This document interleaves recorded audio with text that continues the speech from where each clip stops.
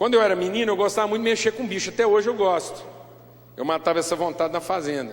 Eu não tinha dificuldade de operar bicho.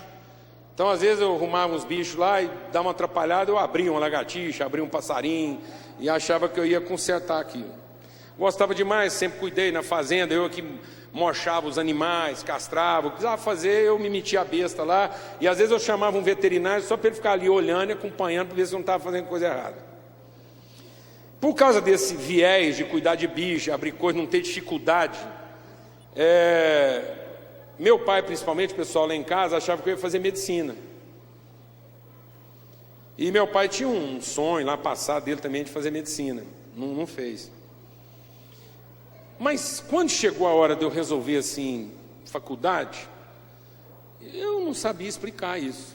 Se alguém pedisse para me explicar, eu não sabia. Eu queria fazer engenharia. Um trem dentro de mim assim, eu queria fazer engenharia.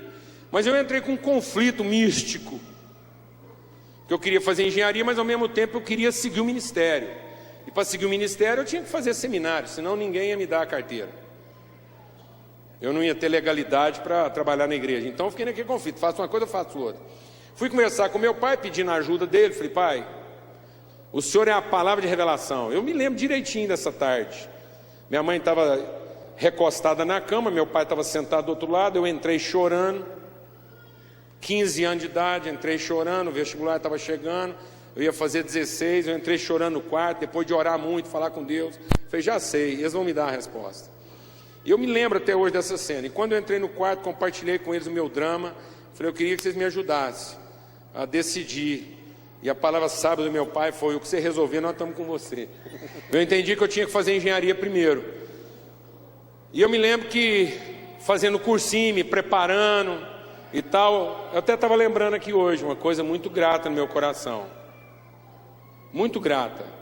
Eu estava me lembrando aqui hoje que fazem exatamente 40 anos que eu e o Chico somos amigos. Isso é uma amizade de muito tempo. 40 anos que a gente anda junto, porque a gente se conheceu no cursinho, na escola, fizemos cursinho junto, e foi lá no cursinho que o Chico se converteu, né? Teve uma experiência com Deus, e a gente daí para cá sempre andou junto. Então muito legal isso. E aí, mas quando eu fui fazer o vestibular, eu me saí muito bem na prova.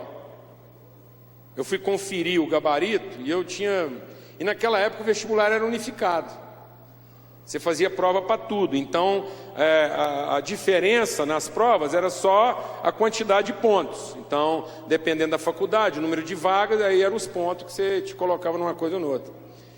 Aí eu me lembro da outra cena, eu chegando em casa, tinha uma escadinha, e eu com o gabarito na mão, todo empolgado, meu pai estava assim, meio que, ou saindo ou entrando no apartamento, assim, eu me lembro dessa cena, no hall do apartamento.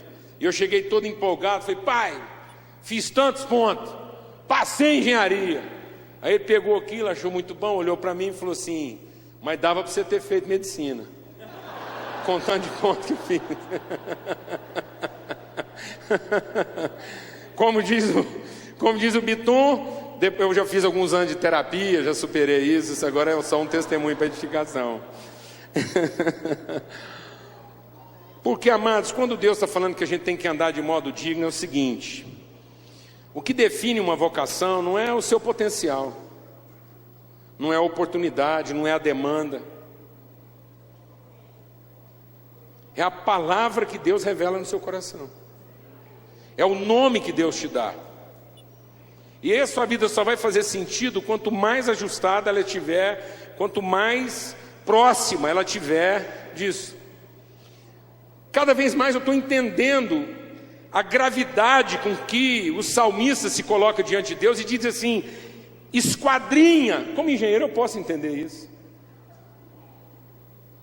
É como se ele estivesse falando para Deus, pega um esquadro que mede centésimos de milímetros e me mede de ponta a ponta, vê na minha vida o que está fora de medida e corta. Então a pureza de Deus na nossa vida está nesse ajuste. A pureza, a força do nosso ministério está na depuração. Quanto mais intenso e verdadeiro e autêntico, eu vou me tornando naquilo que é a palavra de Deus, de modo que isso possa ser replicado em qualquer lugar, sob qualquer condição. Glória a Deus, amém. Glória a Deus.